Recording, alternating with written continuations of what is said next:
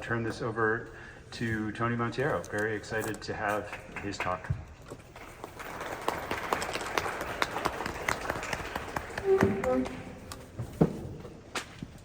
Thanks a lot, Dave.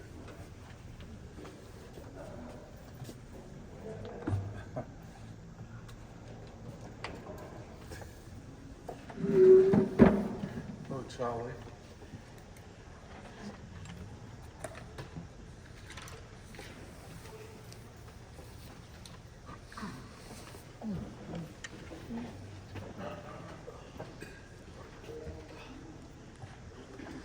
Welcome, everybody, and thank you for coming out. Wow, it's a lot of people. I don't think Ben thought there would be this many people, but I hope you will enjoy what I have to say. Perhaps I should say a little bit about... Your volume a tiny bit, I'm sorry. Is it okay if I turn up the volume like a little bit as people feel okay with that? Just a little bit. All right, try that now. Can you hear me? I guess I should tell you a little bit about... Sorry, everybody. Ooh. Try that now. Yeah. I can talk loud. You can also. talk loud, yeah. I should tell you a little bit about what I'm going to talk about and some of the agony that I've gone through preparing this, and it has been a bit of an enterprise of agony. Wasn't as easy as I thought it was going to be. When Ben asked me to do this, he also asked me for a title. And as you can see, it is the artistic approach, W.E.B. Du Bois's artistic approach to the social sciences, more specifically, I would say, to sociology.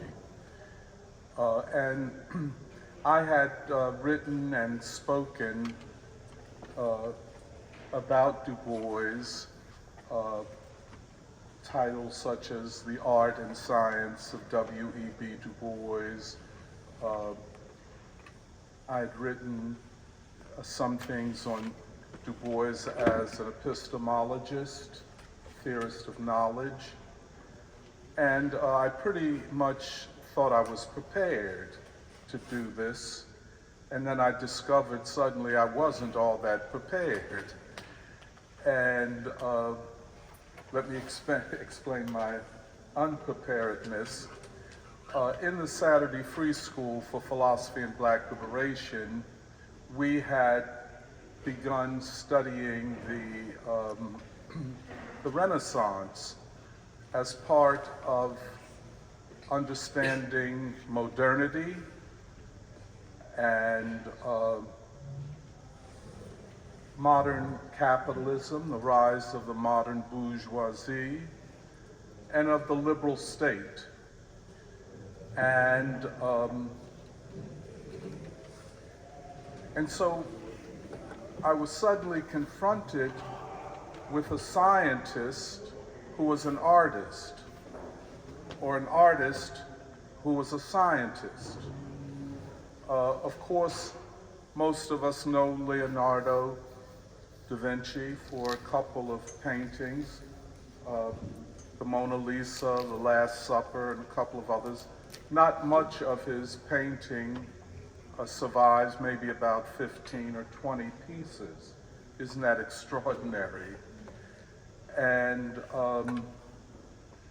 but then there are about 7,000 pages of his diaries, his notes, his observations on areas of science, everything from botany to geology to mechanics, physics, did I say astronomy? He explored all areas of science. In fact, as I was doing this research, the because I then had said, look, Leonardo has to be a part of the discussion of Du Bois and art and science. I discovered an essay that Du Bois wrote in 1890. I believe he was still at Harvard at this time, Harvard University, at that time as an undergraduate. He had already completed an undergraduate degree at Fisk University, and he was admitted to Harvard, but they said you can get into the graduate school only if you redo your undergraduate degree here at Harvard. And of course, even then, as a young man, Du Bois was very proud, some would even say arrogant, and he kind of never forgave Harvard for that, and he would insist he was always at Harvard, not of Harvard. But he wrote this essay called Leonardo da Vinci as a Scientist. He was about 22 years old when he wrote this. And it would put most established intellectuals and academics to shame. The maturity of the essay. And what he argues is that Leonardo da Vinci is the founder of experimental science. Most often we associate that with Francis Bacon, but he says it was Leonardo, at least 100 years earlier. And as I read that, it said to me something about Du Bois and his approach to science. And I had, talked about Du Bois as an artist. He himself defined himself as a social scientist, in fact, with the emphasis upon science. He had said that race was the problem of the 20th century, the problem of modernity, and that to solve the problems or answer the unanswered questions of modernity required social science, and that all of the people who claimed to be doing social science were not in fact doing it. And his aim was to make sociology a science. At one point he says, because his first love was philosophy, and William James, who was his closest friend and mentor at Harvard, told him, but you can't make a living with it. And so he does his PhD in history.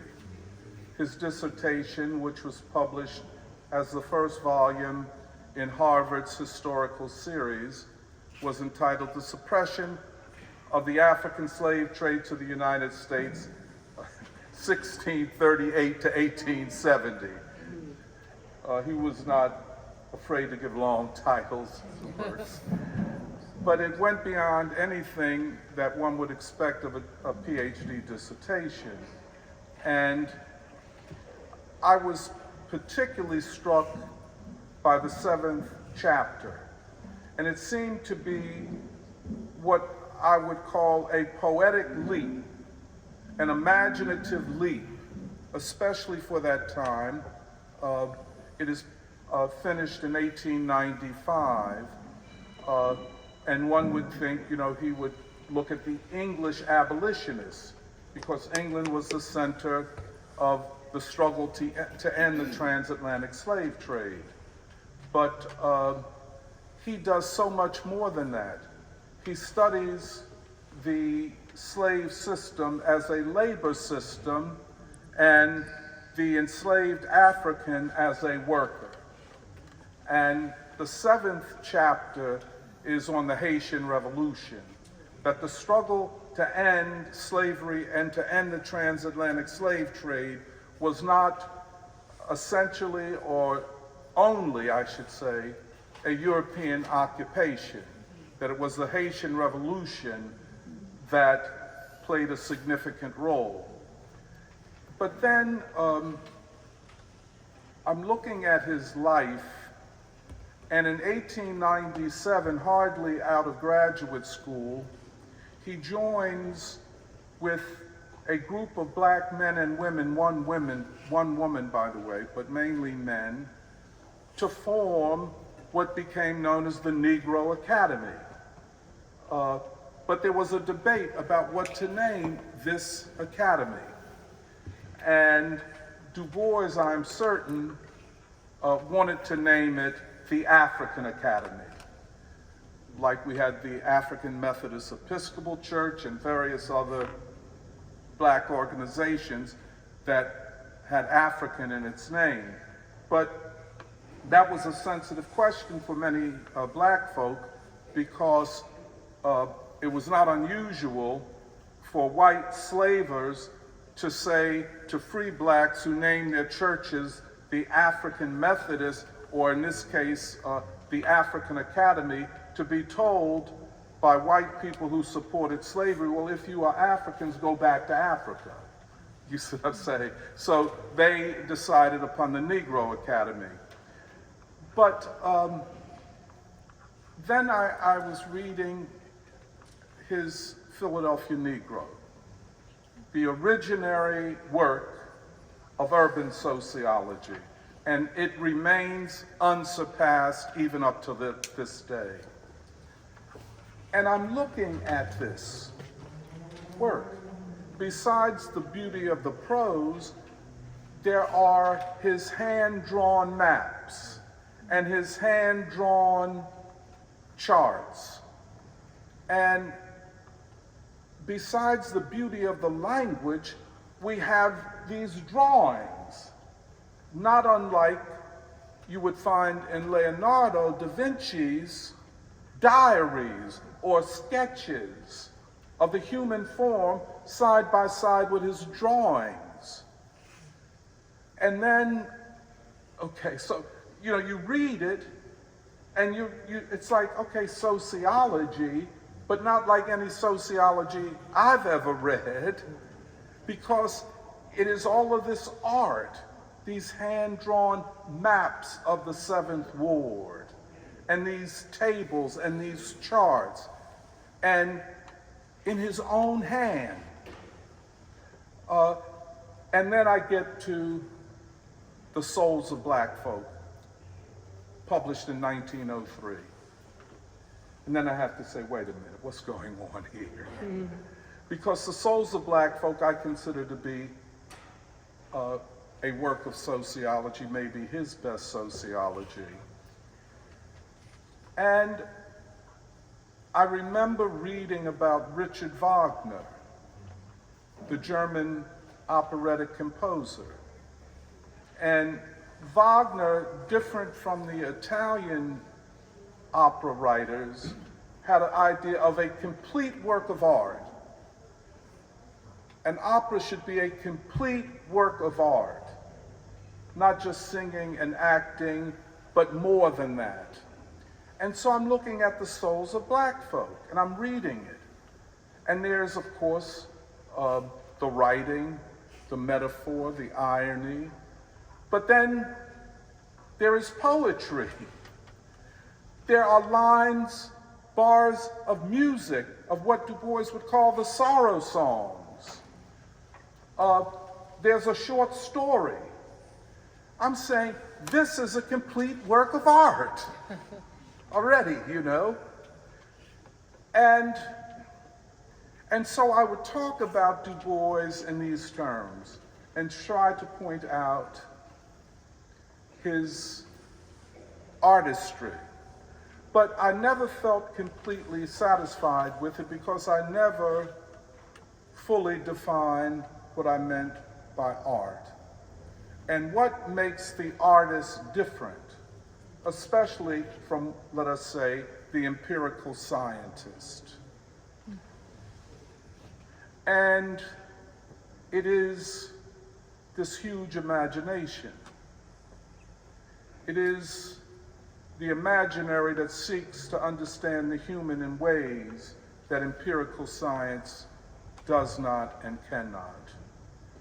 And so already, Du Bois, and I didn't quite understand it then, understood that to solve the problem of the 20th century, which he said was the color line, required not just empirical science, but an imaginary that saw the future.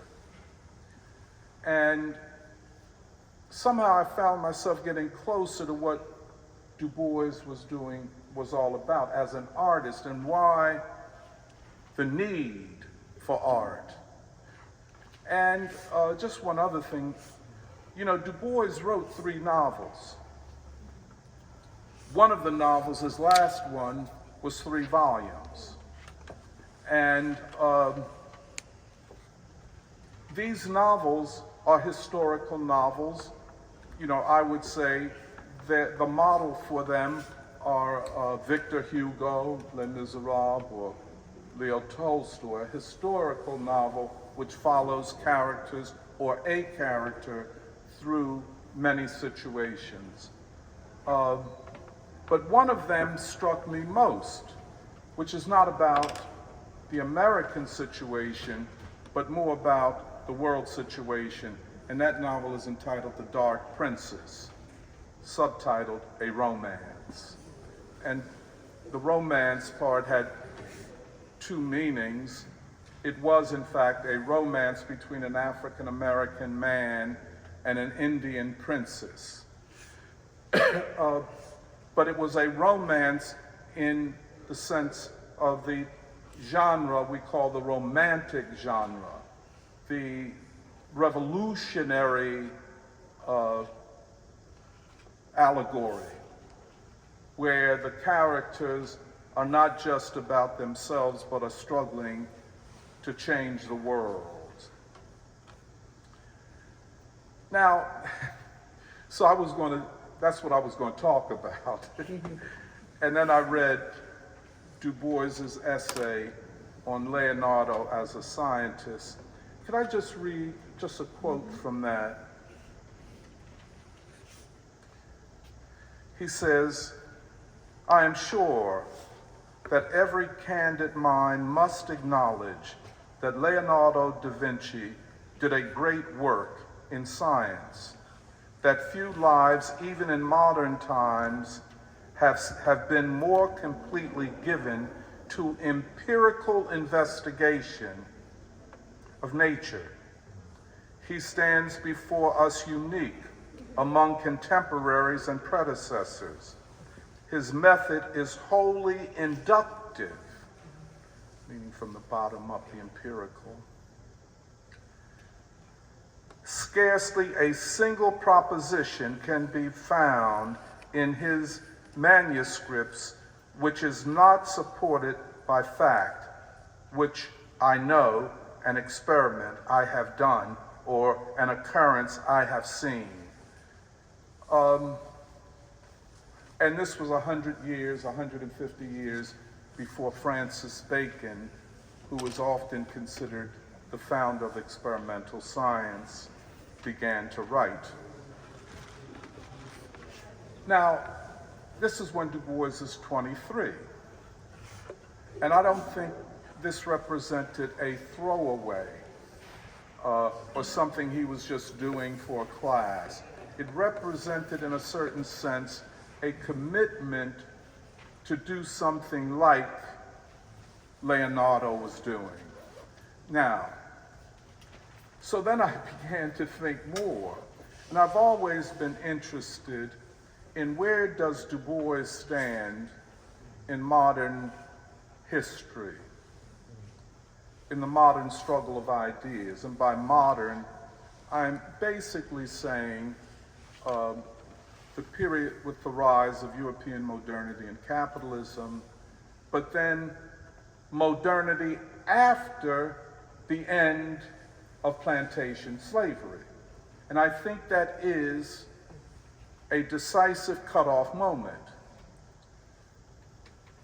So we're talking about modernity that was essentially European, but then after the end of chattel slavery, modernity which is not singularly European, where to discuss modernity in its fullest sense meant to discover or rediscover what humanity is.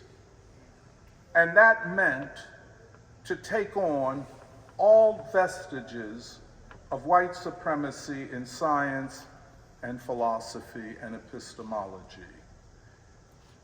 It was to Du Bois that this task fell. And so I had to think, was this just as, you know, as we would hear it discussed in normal academic and public discourse? Du Bois was a great thinker. Du Bois was a great black thinker. Always have to qualify it. Make sure we don't confuse it with the great thinkers.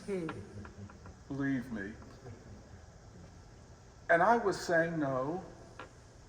If Hegel and Kant and Descartes and John Locke and others represented the fullest development of European modernity, what do we say of a thinker who expands the notion of modernity and of humanity to include all of humanity, and to thus challenge previous modern thinkers at the point that race confronts their theorizing and how they avoid it as such? And so it occurred to me that Du Bois might represent one of those thinkers for whom,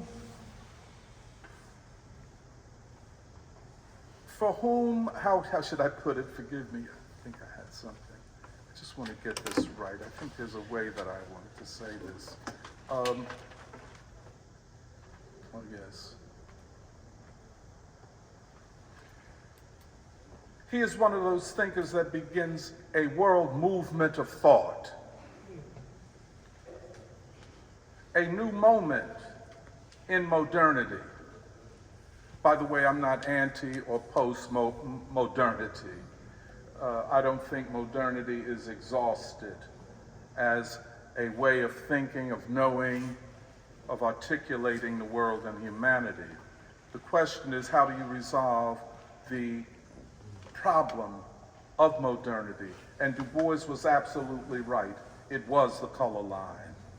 Because modernity comes into the world on the shoulders of the transatlantic slave trade, plantation slavery, and then colonialism. And thus, it is almost a given that modern thinkers would perceive modernity in Eurocentric, ultimately in racialized white ways. But it would take another thought movement to resolve that problem and to advance human thought. And so it seems to me, and I hadn't thought about this until I started thinking about Leonardo da Vinci and the ways that Du Bois talked about him as a figure who initiates a movement of world thought. And if Leonardo did it in the 15th century, I am prepared to argue that Du Bois does precisely that in the 20th century. And so we can speak, and I think we should speak, of a new movement of world thought after Du Bois. Now, you can make the argument, and I would not be adverse to this argument, that, well, Albert Einstein and the theory of relativity is also the beginning of a world movement of thought. Well, perhaps we have two men who represent the same thing, because I would not diminish the magnitude of Einstein's achievement and contribution to the movement of thought. But I think, with one qualification, that the problems of natural science, experimental science, and their methods had already been well established by the time Einstein comes along. The great question, the great problem, was the problem of humanity. It was a greater problem than solving the problem that Einstein solves or discovers with the theory of relativity. Sometimes because we think that previous philosophies and philosophers had solved all of the great problems of, quote, man, that most of us would just add on. You couldn't surpass Hegel. Who can surpass Hegel, they would say. Who can surpass Kant? Who, we could go on. The modern period, they would say Sartre or Heidegger, And so whatever a black thinker would do could not equal that. My claim is that the problem of humanity, which ultimately is the problem of war and peace, of poverty, of social equality, and what is the human? Who is the human? Had not been solved and still remains to be resolved. And so I would argue, indeed, Einstein begins a movement that advances world thought, but he stands on the shoulder of already established methods in science and experimentation and mathematics. Du Bois was opening up an entirely new area or region of human thought, so important that human survival depends upon us getting that question right. So I say all of that to say that as a social scientist, let me just say one other thing, and this is very interesting. I was trying to say, Du Bois began his college studies in philosophy at Fisk University. Those of you who do not know, Fisk University is a historically black college in Nashville, Tennessee.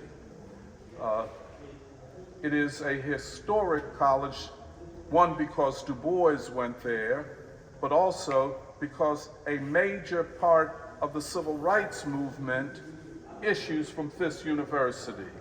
And such people as James Lawson and Diane Nash and John Lewis all went to Fisk and were all a part of a collective of student activists who challenged racial segregation. But Du Bois went to Fisk. As I said, when he went to Harvard, they said you have to redo your undergraduate degree. We don't fully accept a degree from Fisk. Du Bois didn't like that. Du Bois would always say, I think I said this already, I was at Harvard, I was not of Harvard. When he spoke about Fisk, he was both at Fisk and of Fisk. He said of his Harvard professors, they were no better than the ones at Fisk. The ones at Harvard were just better known. Having gone to a historically black college, forgive me if I say something offensive, when black colleges really were about educating black freedom fighters, which I don't know is the case these days, but we can get back to that. But he said, I was at Harvard, I was not of Harvard. My professors at Fisk were just as good as the ones at Harvard. The ones at Harvard were just better known. But he said, and as I said, his friend and Professor William James, a famous pragmatist, philosopher, and psychologist, told Du Bois, you can't get a job with philosophy. Du Bois does history. But then he says he wants to do sociology. So how will he do it? He said, I will combine, this is interesting, I will combine history and philosophy to produce sociology. And I still wrestle with that. History and philosophy. By philosophy, what did he mean? The broadest definition of knowledge and its practices? Was art a part of philosophy for him? And was history the study of how things evolve over time? He would always say that as he approached the study of history and of social problems, he did not approach the world as a finished product, but in development. And this was very important for that time because this was, the beginning of the 20th century. Europe was celebrating itself, and it had been decided, they thought, that Europe would lead all progress and all development. Du Bois said, no, the world is not finished, and so we have a lot of work to do. But I took his understanding of philosophy to be the broadest understanding of knowledge, including art, including the natural sciences. In a certain sense, I think Du Bois looked at philosophy kind of the way that Hegel defined philosophy as a science of sciences. The overarching knowledge within which we study specific things. Let me kind of end with this.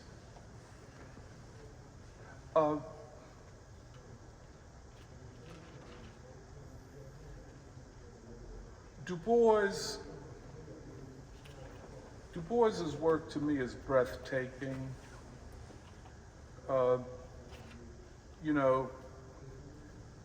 Once I think you encounter Du Bois, you become impatient with most other thinkers, especially contemporary thinkers,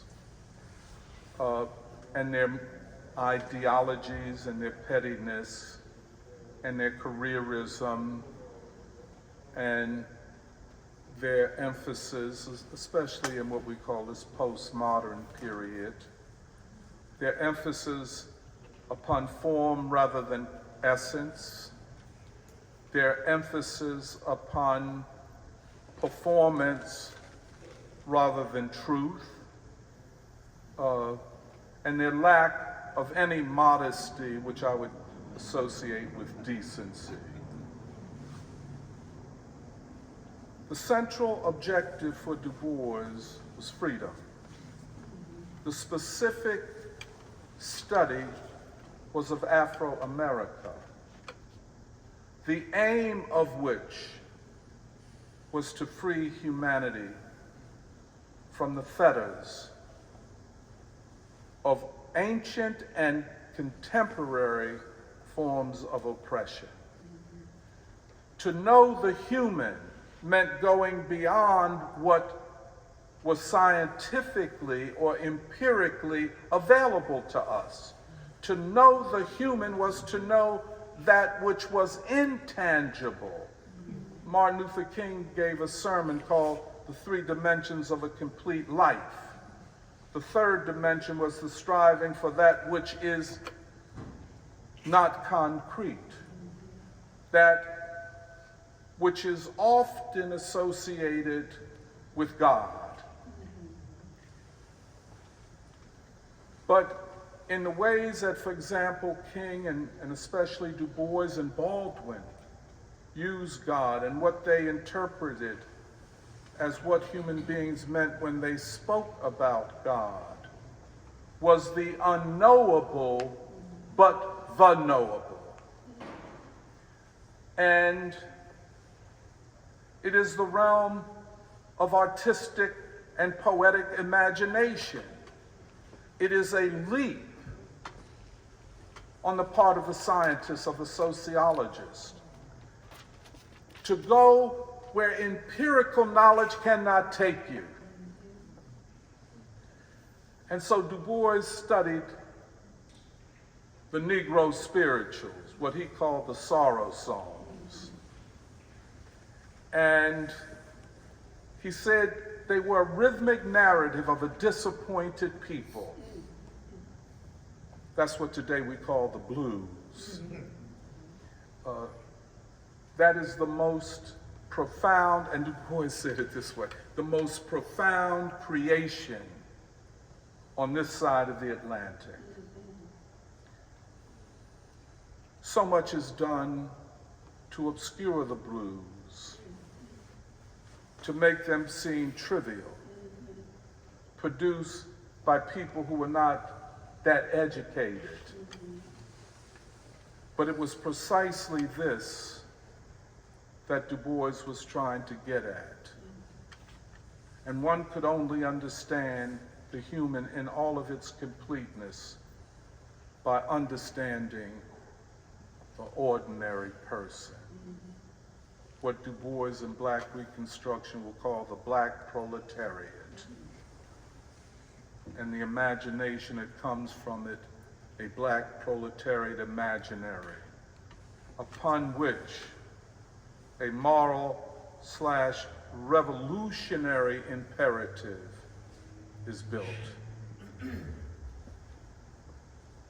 Leonardo was a scientist and an artist, but a revolutionary.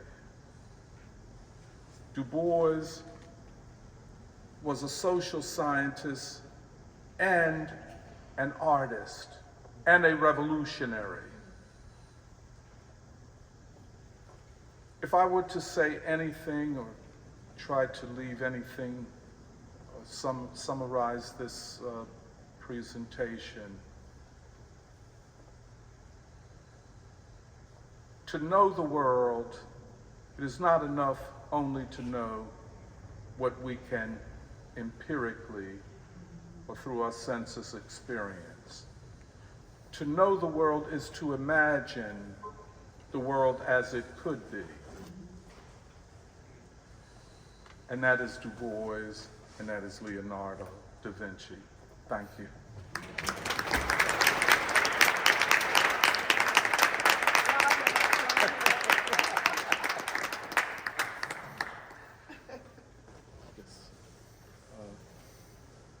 Ben is not here.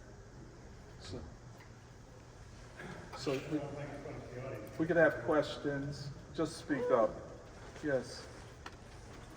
So, I'm a high school teacher, and I'm wondering, with the limited time in the curriculum, what would you recommend of Du Bois to give to a high school junior, say, to sort of help them follow the path? Well, he asked the question, what book would I give to a high school junior to help him or her understand Du Bois in the way that I'm speaking about it? I don't know one. And this is a matter of interpretation. But I think I would start with the souls of Black folk, but then that has to be properly interpreted. You know, I think maybe this lecture could help. You know, I think Du Bois's essay on Leonardo Da Vinci would say it says as much about Du Bois as it does about Leonardo, as Du Bois saw him. But, you know, I think that's the problem with scholarship on Du Bois. It is narrow, he is racialized. At best, he is seen as a derivative of others. For example, you know, Marxists would say Du Bois is a Marxist, meaning Marx is the central thinker, Du Bois is the derivative thinker. I don't think that is true. I know that others have written about the souls of black folk and kind of see it as something derivative or maybe similar to some of the existentialist writers like Martin Heidegger or Jean-Paul Sartre. But I think that obscures what I'm trying to get at, and that is that Du Bois begins a world movement of thought. And I don't think that we have yet fully solved the question of the human.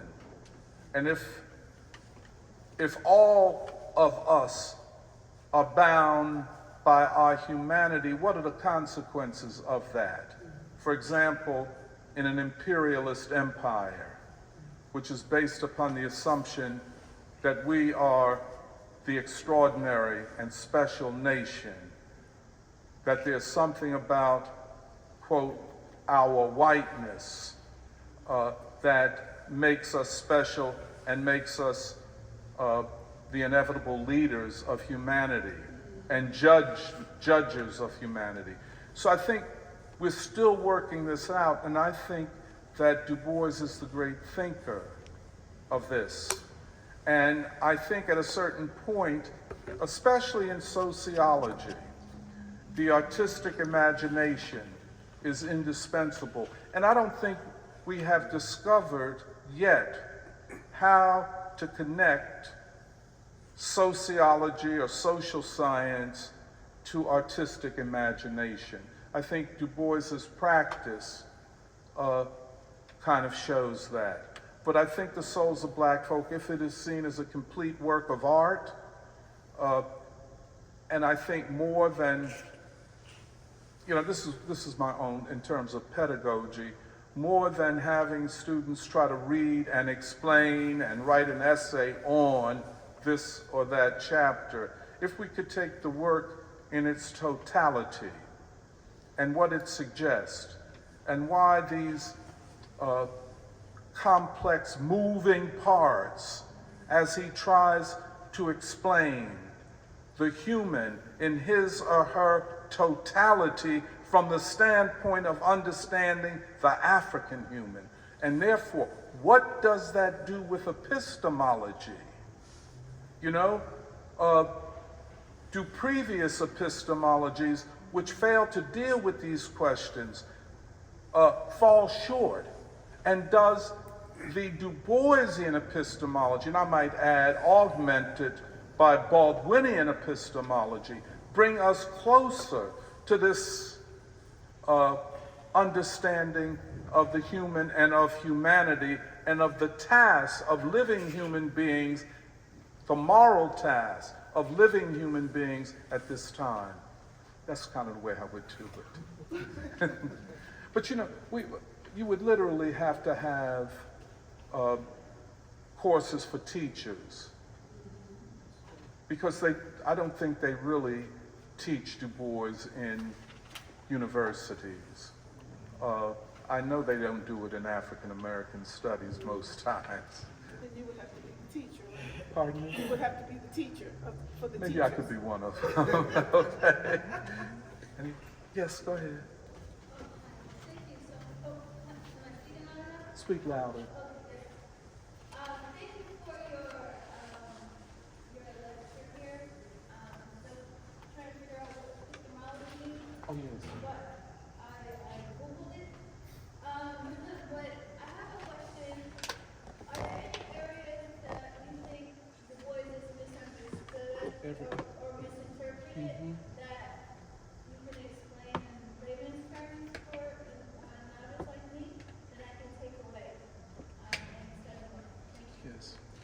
I'm sorry I used the word epistemology without defining it. No, don't worry about it. One of the things I try to specialize in is teaching everything to anybody who wants to learn. Because I know that most of my time, before I went to Lincoln University, a black college, I was made to feel inferior, that I couldn't know. And I couldn't know because I was black. And I went to public school here in Philadelphia.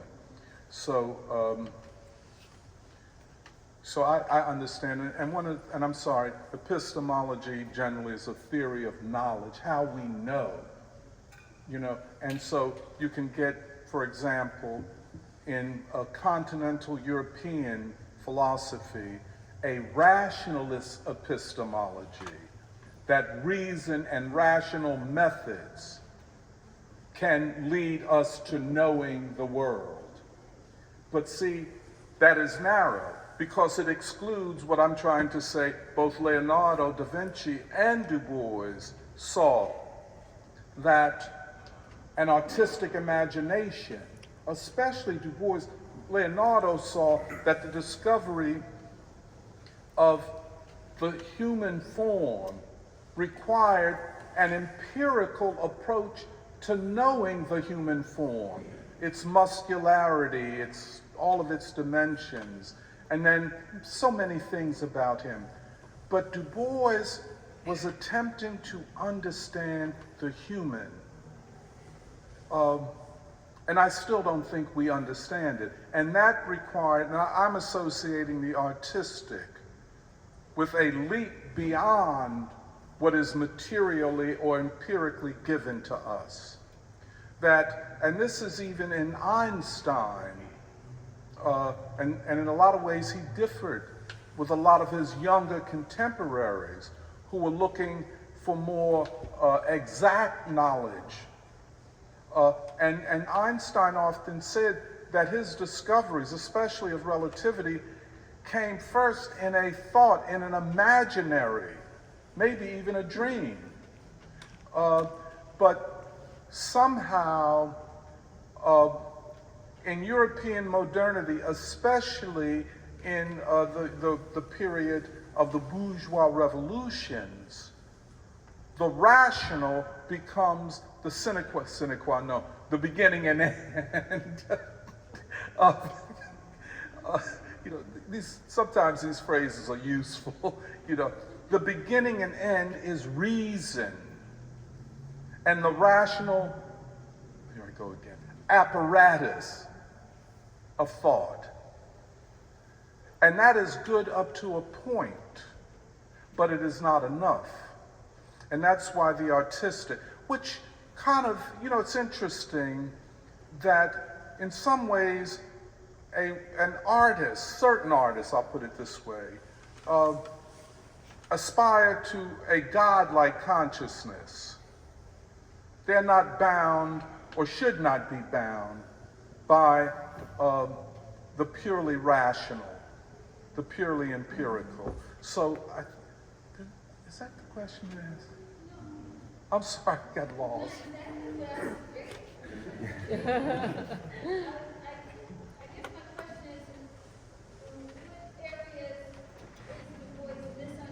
Oh, yes. I'm sorry. Yeah. You know what I have to say? In almost every way. See, because I think to understand Du Bois, you have to start with the end and not with a work. The end is, and this is a question that has to be answered, is Du Bois leading, or did he initiate a world movement of thought? Well, everybody wouldn't agree with that. Not just for black people or for black identity, but a world movement that goes beyond the rationalist, even scientific achievements of European modernity. Was European modernity complete? Did it complete knowledge? Will AI artificial intelligence, be the completion of the human by transcending the human, and hence leaving unanswered, unresolved the question of the human. Great irony, isn't it? Well, go ahead. So, thank you. I appreciate your putting Du Bois in a lineage, beginning with Da Vinci and going through some of the most famous philosophers and thinkers of the 20th century. I'm wondering if you can complete the line after Du Bois, who comes after Du Bois and his way of thinking? My first question. And my second question is, we don't teach Du Bois in in contemporary universities. Even some of the HBCUs are not talking about the foundational thinking of W.E.B. Du Bois for Black life in America. So if you would comment on both of those, I would appreciate it. Now, what was the first one I wanted to? About Oh, who is what comes- succeeding, who's Yeah. come after Du Bois in the lineage that you've spoken of. Right. Du Bois has been dead 62 years now. And I think we're, maybe here and other places, we're trying to now find out where he stands in the history of ideas and of modernity itself. I guess there will be thinkers coming after him. I don't know of them yet. But I like to emphasize that he begins a movement of thought that is of world historic significance. I think beginning there, that anchor, helps us to then step back and put his body of work in a greater context. I think the way we know Du Bois, you say he's not taught in white universities, he's not taught in black universities. I mean, I hate to say it, because I'm a product of a historically black college, and I'm mad as hell. You know? So I won't start cursing up here. But you know, no, he is not taught, and I think there is a resistance to teaching him because of the implications of teaching him, both in the specific disciplines, for example, teaching of American history, or teaching of American sociology, but in the overall body of work that I think constitutes the beginning of a world movement. In other words, in the same way, let us say, Leonardo is of world significance and is studied in China and India, in Africa and other parts of the world. I think Du Bois must be studied by humanity as such, and who will succeed him will arise from this great human intercivilizational study of Du Bois. Because I am certain there are students in Africa, students in China or India, who might be able to read Du Bois better than we can read him here in the United States, because so much of the ways that we know Du Bois are colored by race and the Cold War. You know, I went to a black college during the Cold War.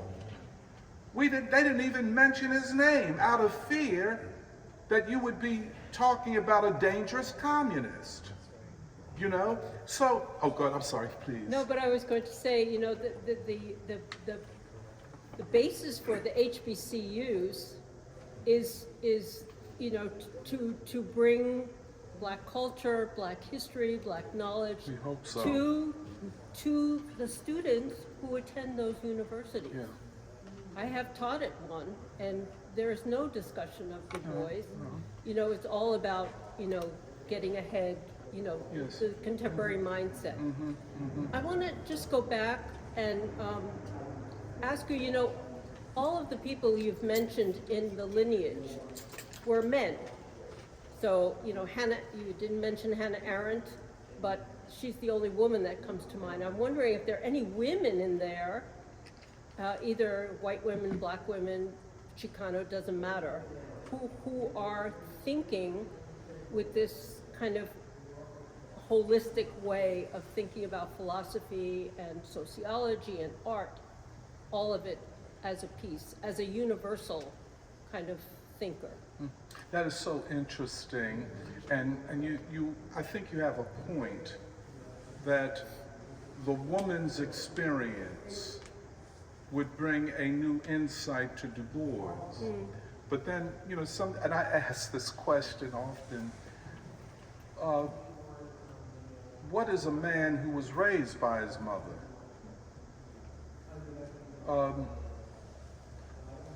If you dig where I'm coming from, let me be a little more explicit. Take a Martin Luther King Jr. The more I listen to him, the more I study him, the more I learn about him, the more I'm convinced that he had a female sensibility.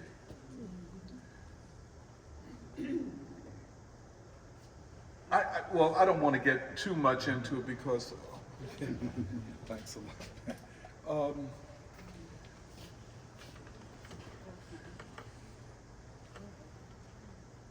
I don't think Hannah Arendt was any more a woman than James Baldwin, if you dig where I'm coming from.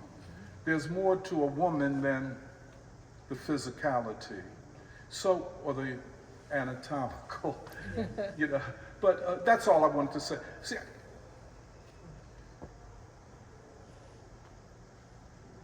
But the perspective might be different. You know, I the think emphasis, maybe, the emphasis might be maybe, different. it's very interesting, maybe.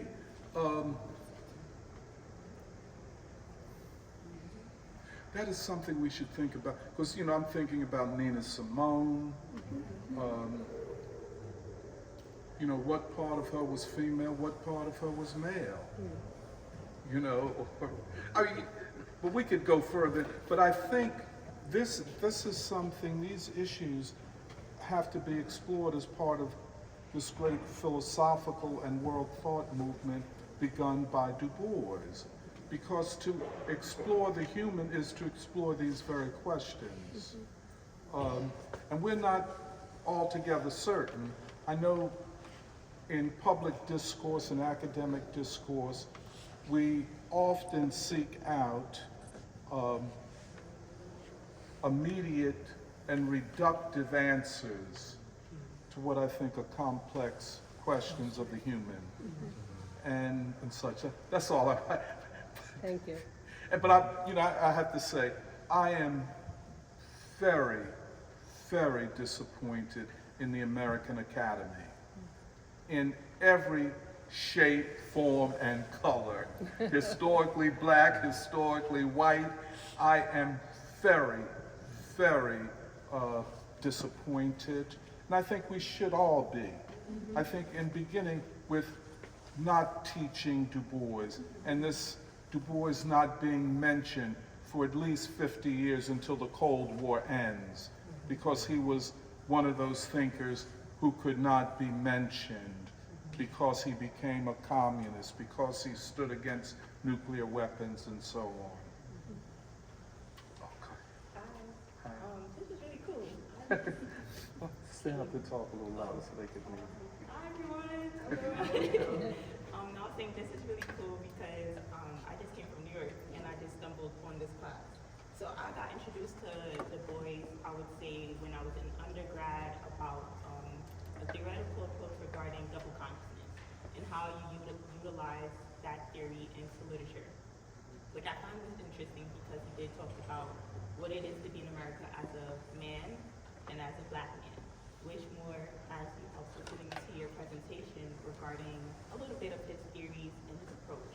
So maybe look at it as, one, Du Bois is a critical thinker, that nobody will mention it as much because he challenges what the thought process was. And I feel like maybe his movement of thought is how can we become better critical thinkers, right? Rather than in the ways that we may look at it through a scientific approach of just reasoning or the scientific model. We look at it through ways of art, ways of psychology, ways of, like being open-minded to see that maybe art is a way to critically think, to challenge. And even my question to you was dealing with spiritualism, faith. You talk about transcending. We look at the lineage as something as a sequence of 1, 2, 3, and not through a cycle. You don't look at things in a duality where you stated talking about male and female, but it's feminine and masculine, which we all have within us. And how we utilize that as a masculine approach may be more, what is the reasoning stuff of 1, 2, 3, where the feminine approach is to take a step back and to be in stillness, to get your answers or your insight. So I'm thinking that maybe Du Bois was understanding within himself, maybe whatever his faith was, the more that he tapped into himself spiritually, he was able to gain his own downloads, able to combine that with his reasoning of approach in that way. This is interesting. See, and I'm associating that with the artistic, because Du Bois would have called himself an agnostic, but he writes a lot about religion, especially black religion. But what we sometimes call a religious inspiration or religious insight is probably what could also be called the artistic imagination, seeking that which cannot be known in a physical form, but can be known in terms of what we imagine as the future. Very seldom do social scientists offer solutions to the problems they study. A sociologist could study housing segregation and what that means in terms of poverty, or what that means in terms of education and other things. Okay, you've studied the problem, but what is the solution to the problem? And I think it's probably not just only one. Yes. Just as like how we look at the approach of life or understanding humanity, many may think it's just only one approach, which is just only being reasoning or the scientific. But there's abundance of answers and there's abundance of solutions, right? So there's going to be abundance of ways that we look And at. can I suggest, and I think one of the great problems is how to unite the two. Yeah. And I think we separate, and in this world of disciplines, we not only separate art and science, but we separate the social science disciplines, sociology, history, economics, so everything is a separate discipline rather than a holistic approach to knowledge. And last thing, finish there. To add on to you, I thought of Kimberly Crenshaw intersectionality. That could probably be an inspiration dealing with Du Bois of regarding being black, being a woman, being in a certain class. That type of critically thinking of how one is placed in society and how one is interacting with society and how society interacts with a person. So I do believe there are thinkers, there are artists in ways that Du Bois probably did inspire in ways that many of us really don't acknowledge him in the ways that he does, because again, like I said, I went to W.E.B for undergrad as well as for my graduate level. But in my undergrad, I took a lot of literature classes as a minor because my major was psychology. But when I got introduced to Du Bois through double consciousness, something so simple as that made me think like, this is interesting. And then when I did work dealing with Kimberly Crenshaw regarding intersectionality, it's kind of similar in a way. But I can look at it as inspiration in my head. But I'll leave that there. But thank you for the presentation. Yes. Hey, Tony, thanks for the presentation. In 1947, NAACP published a report called An Appeal to the World, and Du Bois was the writer. What was the impact of that study domestically and internationally? Yeah, the appeal to the world, that was the first attempt of a black organization to go to the international community, in this case, the newly founded United Nations, And what they were saying is that the United States government was violating the human rights of the African American people, and that human rights law, as it was then established, must be brought to bear in protecting African Americans from their own government. A few years later, Paul Robeson and William L. Patterson and others would take a petition to the United Nations charging the US government with genocide as defined under international law.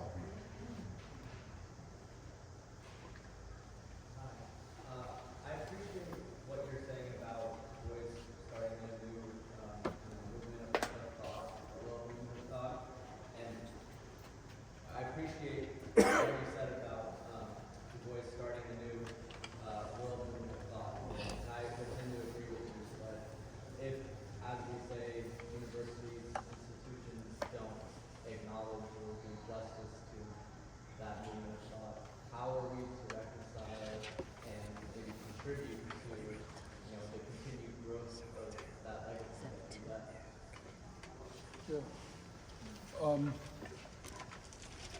I agree with you. That's why I'm more committed to the public intellectual discourse than the university discourse. I feel it is in places like this and people like us who will advance this project of the human. And I don't want to appear to have discounted, for instance, Jean-Paul Sartre or Frantz Fanon or any of the great existentialists, but I think Du Bois is probably the best example of the path that has, and the tasks that have to be taken on. There's so much more to say about all of this, but I'm a little bit exhausted. And if there are no other questions, could we end at this point? I'd like to thank you all very, very much.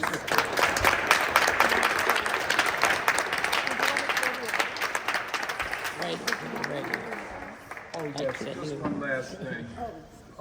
This year we celebrated the 100th anniversary of the birth of James Baldwin, and we started approximately close to a year ago here at this library. And for an entire year we've had symposiums and conferences and lectures, and most importantly throughout the city, reading groups of Baldwin's work.